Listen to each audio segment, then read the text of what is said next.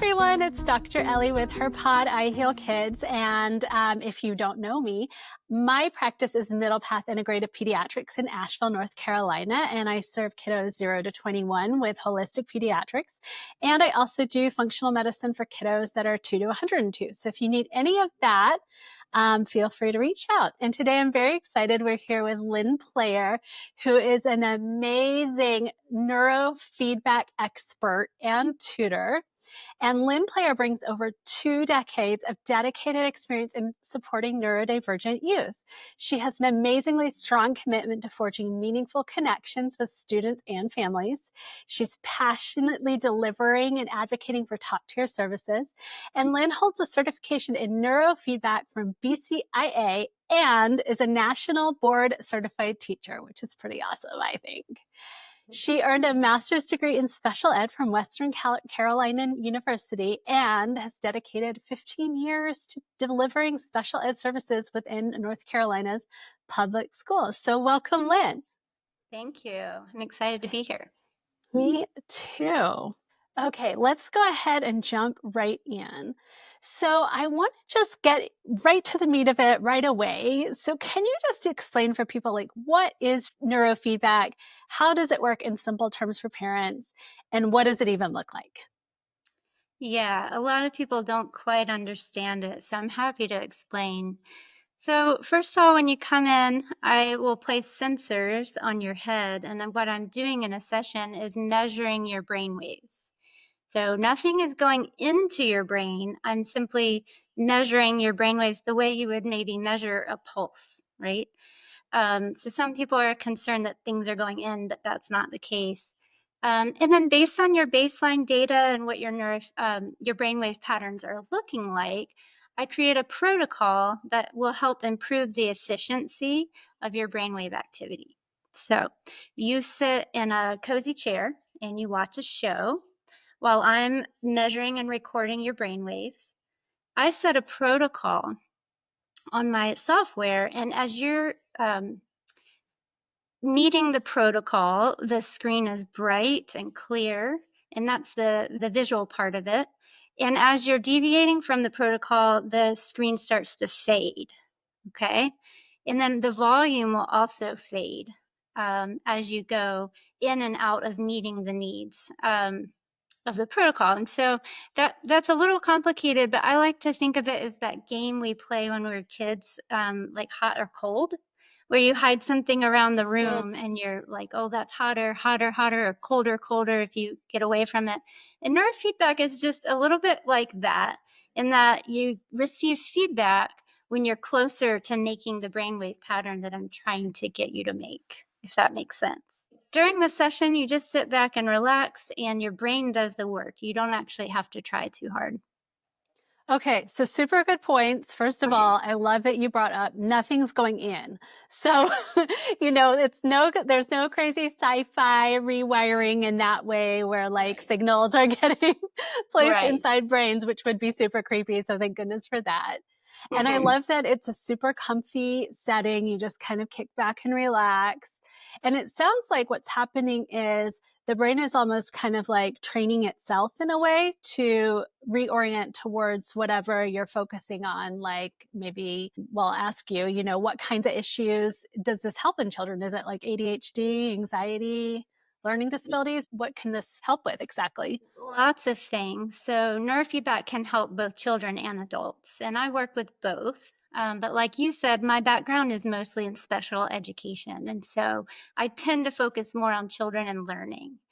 And so in my office, basically your brainwaves become more efficient, and helps with self-regulation. So neurofeedback can have a calming effect, making you feel more relaxed or grounded. For a lot of people, it improves sleep patterns, so it helps you fall asleep easier and then stay asleep longer, so you feel rested in the morning. A lot of folks come to neurofeedback for support with attention and focus, but it can also help improve our mood. It can help sensitivity to light and noise can be reduced. It supports impulse control, emotional and behavior regulation. But like I said, I really try to focus on the learning aspect. And all of those things, if you sleep well and you have good attention and you're in a good mood and you're calm, you're ready to learn, right? And so I think of those things as precursors to learning. Yeah, 100%. And I think also too, in my experience, a lot of those things kind of go together. If you're anxious, you may not be sleeping well, and then to your point, it's hard to get up and learn, or you're feeling inattentive, which is making you anxious, and then it's kind of a cycle. Yeah, Um, but I totally. was really interested, yeah, and I was interested in the fact that it helps with. You mentioned sensory issues as well. Mhm. That's really cool. Does it help at all? I'm just curious. I don't know.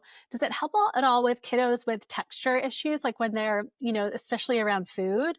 Because that's a big thing lately. Yeah, so I haven't experienced that personally, but in general, I have seen people have less reaction to sensory pieces, whether it be noises or feelings. It just with that overall self-regulation pattern, it Yeah. can support that. Oh, that's Mhm. amazing. I love that. That Mhm. I did not know. I did not know that part.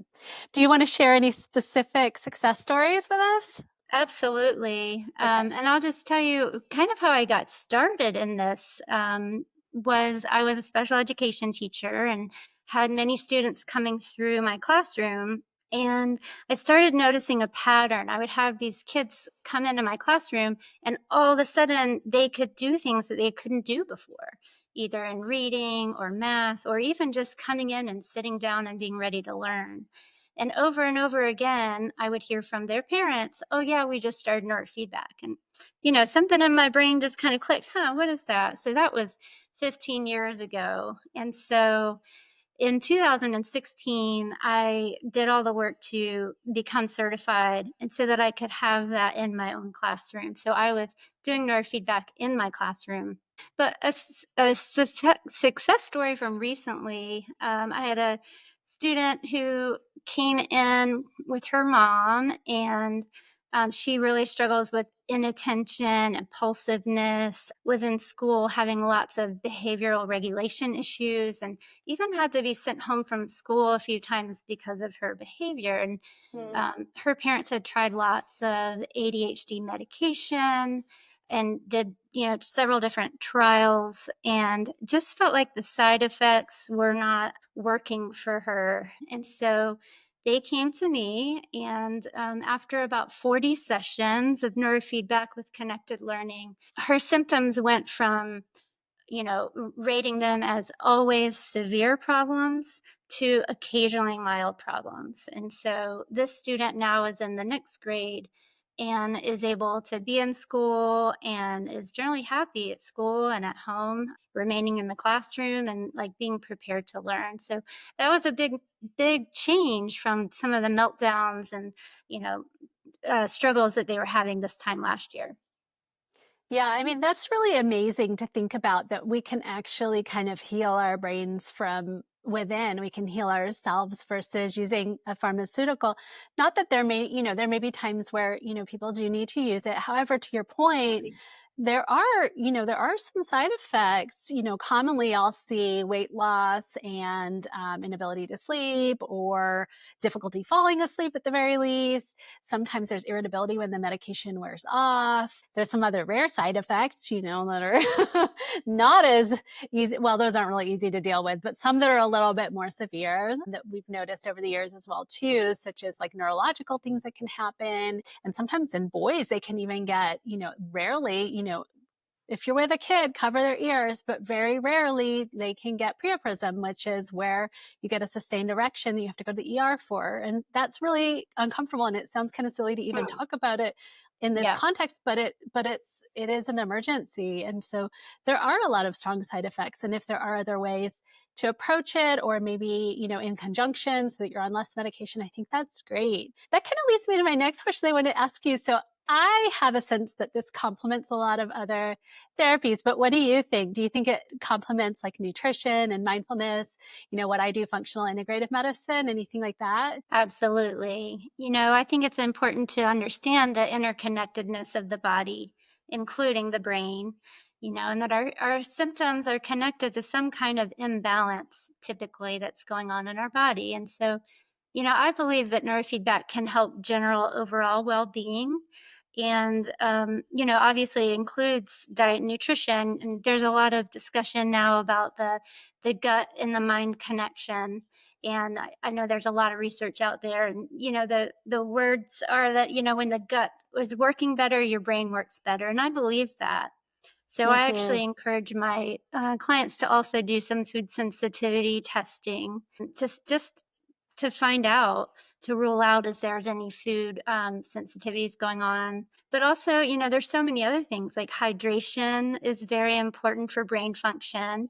And I try to teach mindfulness practices and breathing practices because I think that complements neurofeedback really well. And the interesting thing is, when I'm doing breath work and meditation work during a neurofeedback session, I can visually see the data on the screen improve, that their brain waves are working more efficiently because they're doing that work. So, and then I do want to mention that, anytime the brainwave patterns might indicate something that's a medical issue, I refer out just because I personally am not a medical professional.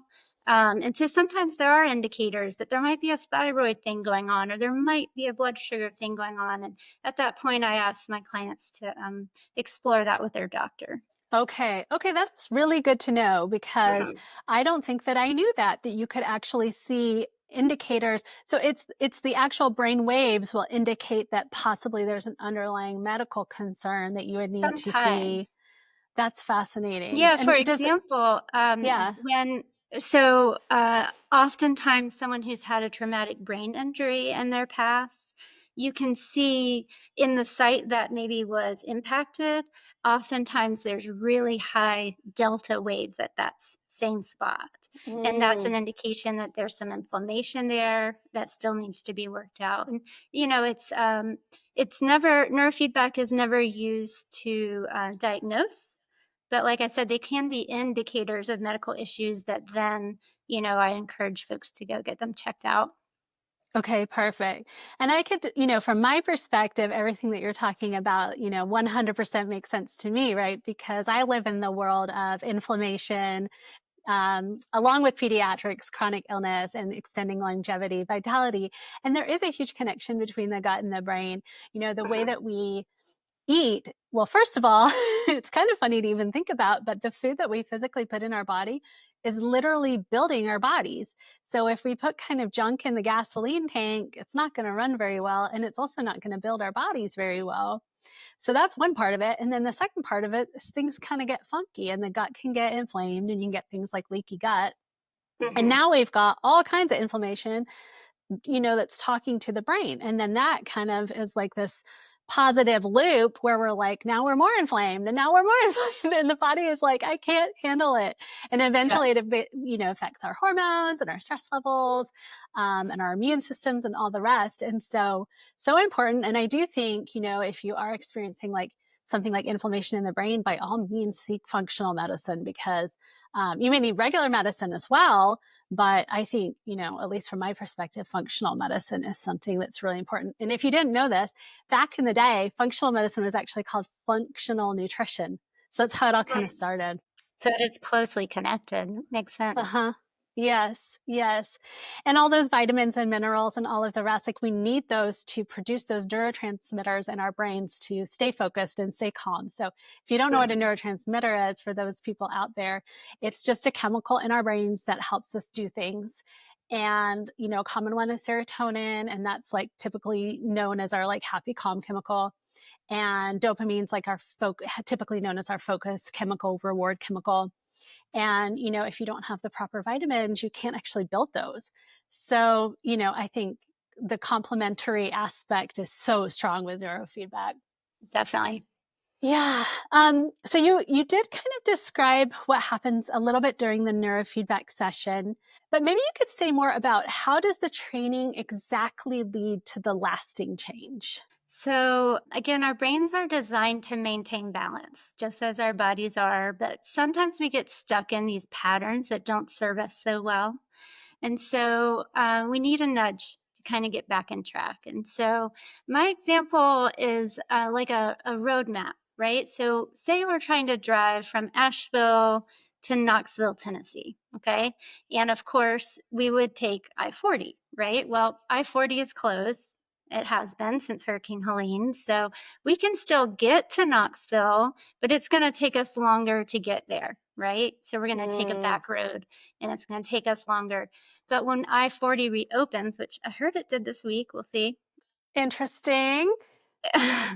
When I-40 reopens, you can get a much faster route to Knoxville, right? It's the most efficient way to get there. So our brains are kind of similar. So if we can practice those patterns of getting to point A and point B a little bit faster and more efficiently, then our brains start working better, right? And so for a lot of times we compensate. Like, for example, someone with dyslexia, let's just say, they might be trying to read and they're going from point A to point B. They're compensating and they're going the long route, trying to get to the same point. Eventually, a lot of people with dyslexia learn to read, but it takes a lot longer.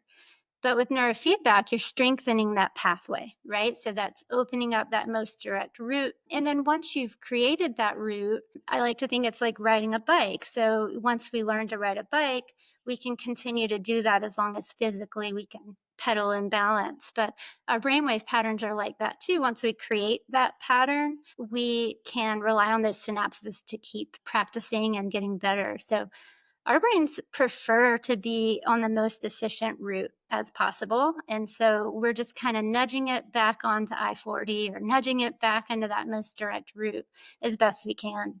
I don't know if that helps. Yeah, that's perfect. That's amazing. Yeah, such a good example. And it makes me think a little bit of that it's almost like an accelerator for like mindfulness practice. So for people that maybe don't know, a lot of times our brains kind of, there's this expression, it's called whatever, what is it? Whatever fires together, wires together, or Wires something like together. that. Yes. And so what that means is basically, whatever pattern or thought you're having over and over and over and over, you're going to reinforce it. And it just gets Totally. stronger and stronger and stronger. And so sometimes, like, I'll speak for my own self. If I'm having a negative moment and I'm like stuck in the thought, I'm like ruminating on it and it's getting like more and more ingrained. And I'm like, okay, I've got to like figure out a way to reframe or, go for a walk or do something because otherwise it's going to, become like a more permanent fixture or way of thinking or way of living life, in this Right. negativity. And that's not to discount people that have clinical depression, different thing. Mm-hmm. But this sounds like almost the opposite of that. Like, okay, how can we kind of like grow our neurons, our nerve cells in a way that will make it easier or more effective or more efficient for people to focus or relax or be calm? Yeah.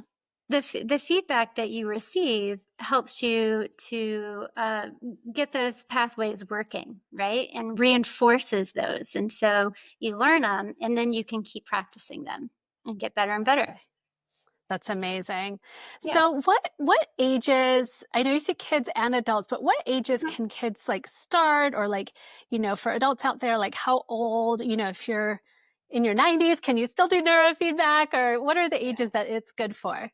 Yeah. So currently, I'm not working with kids younger than 5. I think for me personally, kindergarten, where someone can come in and really follow directions and sit down and do basic things independently. There are practitioners out there who work with kids younger than that. I just haven't yet. But I work with kids as young as 5, and adults at any age can benefit from neurofeedback. Okay, good. Yeah. I think that, I can see that, maybe a really mature 4, but just kind of sit and attend, like have the attention to even like be Well, there or follow the directions, I think would be a challenge at yeah. like age 2.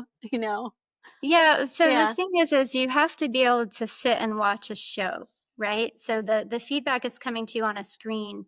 And if they're too young and they're moving around too much, then my recording actually is picking up their muscle artifact and it's kind of getting in the way of the EEG recording. And so they have to Okay. be able to sit still and watch a show. And so yeah, certainly if someone were younger and can do that, then we could work together. Yeah. Yeah. Yeah. I can imagine all those muscle movements. You would just see all kinds of stuff on the Yeah, screen. especially the kids that generally come to neurofeedback are kids that have a lot of energy anyway. So, Yeah. you know. Yeah, for sure. So Mhm. what should like parents expect? Like how long does a session take? Like when could they see, think like, oh, this is helping or it's not helping? When would they see results? Yeah, well, so for many clients, they start to see results or symptoms improve in the first couple sessions. Definitely by session 5 or 6, there should be some things that you notice. But generally, I kind of offer, I let the parents and the clients decide how often they're going to train. I recommend starting with 2 or 3 times a week. And there are some families who want to come do neurofeedback, but they just logistically can't do that. So some folks train once a week, but it just takes longer to reinforce those pathways. So we try to do training 2 or 3 times a week, and sessions last for, I give an hour in an appointment, but the actual neurofeedback session is 30 minutes. But before the session, we check in, we talked about symptoms, we talk about any kind of changes that have been going on. We do some breath work and meditation. Then we do the neurofeedback session, like I said, is usually 30 minutes. And then afterwards, we clean up and we close. We review the progress for that day's session and, schedule the next appointment, that kind of thing. I do want to say I also offer home training. So I have folks that come in my office and do training with me, but I also have these home training kits, for families who are really busy and they're picking their kid up from school and they don't want to drive all the way around town, multiple times a week. It's a lot. So I also offer at home kits where I'm still in charge of the data and all of the protocol setting and all of that. I train the clients on where to place the electrodes. And then once they are set up, they just follow the prompts on the screen to get started. So, like I said, it's a benefit for folks who are really busy.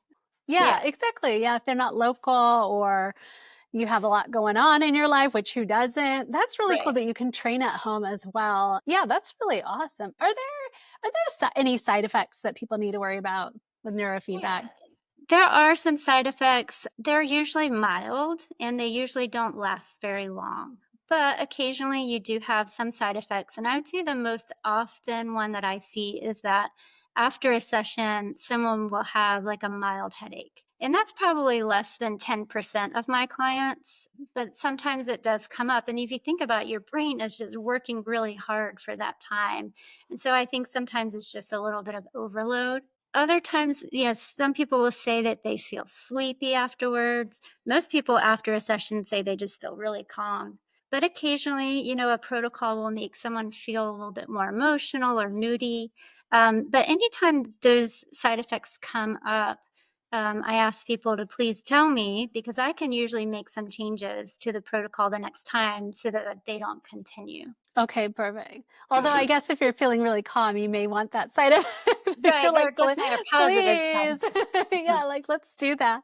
Yeah. So is there any like current research or like what does the research say about like the effectiveness of neurofeedback for kids? Yeah, so there's been a lot of research. I think 40 years of research in neurofeedback, which is Okay. interesting. Some people think it's new, but it's really been around for a while, more than 40 years, I believe. So there's research on the symptoms of ADHD and research about trauma. Most people, oh, not most people, but a lot of people know the book, The Body Keeps the Score, Yeah. by Dr. Bessel van der Kolk. He has a whole chapter in that book about neurofeedback and how it can support folks who are dealing with trauma. Seaburn So good. Fisher also has written done research and lots of books about how neurofeedback can support folks with trauma. But yeah, there's research about anxiety and depression and autism and all kinds of research out there that supports the use of neurofeedback both for kids and adults. And I would recommend anyone who wanted to learn more about the research to check out isnr.org because there's lots of research there available. Okay, that's amazing. That's such a good resource. I think also Dr. Greenblatt's work in If You Have a Child with ADHD, Finally Focused, he wrote that book. Mhm. He also talks about neurofeedback as well. Mhm. Such a good resource as well. So we have to talk about money because neurofeedback can be expensive sometimes. It's not always covered by insurance, sadly. How do you suggest families kind of navigate the financial aspect of this therapy? Yeah. So in my practice, I am not a medically certified provider. So I'm not going through insurance at all. There are some folks in town and all over the country who are medical professionals who can work with insurance. But at Connected Learning, I don't. So I try to keep my prices really affordable for families. I'm in this business to support families and children. And so I want to be accessible. I do offer a sliding scale for my services for anyone who feels like it's still too much.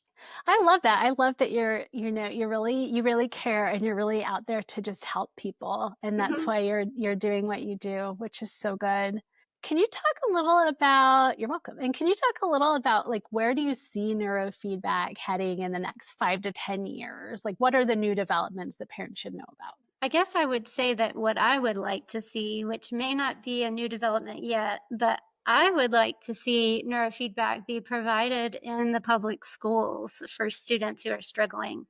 It is not common in this country to see neurofeedback in the schools. And I think it could be a huge, valuable tool.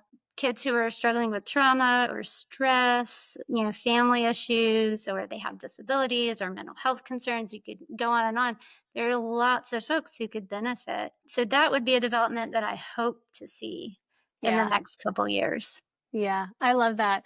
I just feel like any support we can give to the schools is just so important from gosh, if there was better food to social work, to your point, neurofeedback. I mean, public school teachers, well, I'm a little biased because as y'all know, my husband's a sixth grade English language arts teacher. So, but they work so hard and True. deserve so much support. Yeah, even the staff, the teachers would benefit from some neurofeedback to help them. Yeah, 100%. 100%. Good Yeah, point.